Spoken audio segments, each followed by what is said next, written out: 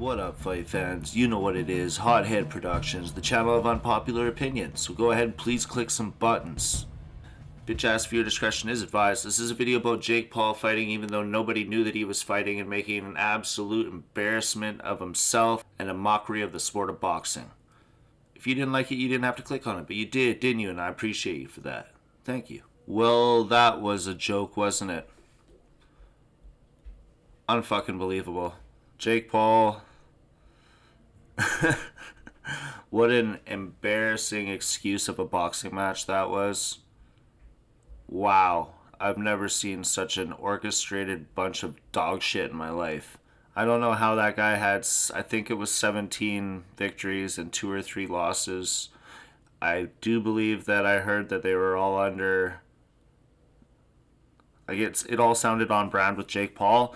So I do believe that he's a fighter signed to Jake Paul even.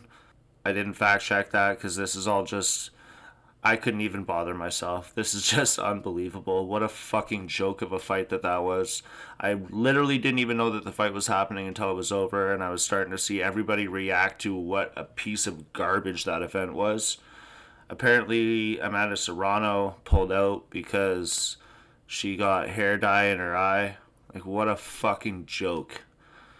Unprofessional, complete circus of an event, if you ask me.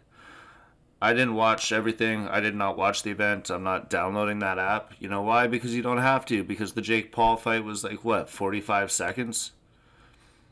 He fought some guy named Ryan the Rhino, whatever his last name was. I can't remember because I don't care. Michael Bisping says he's a motherfucking Uber driver. I wouldn't be surprised if that's true. Either that or a Domino's driver.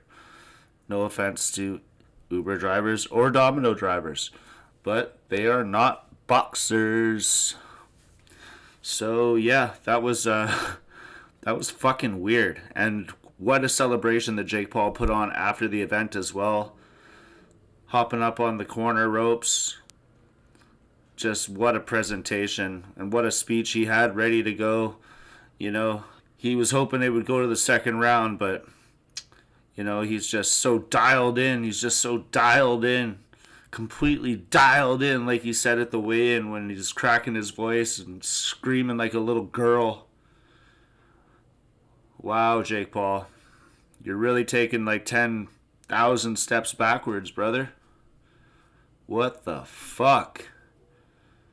And then you go on your podcast and you say that you're probably done with boxing for a bit because it's just been, the training has just been so intense. You really can't handle it. You don't have that fight in you anymore. You don't have that, you know, that drive, that hunger.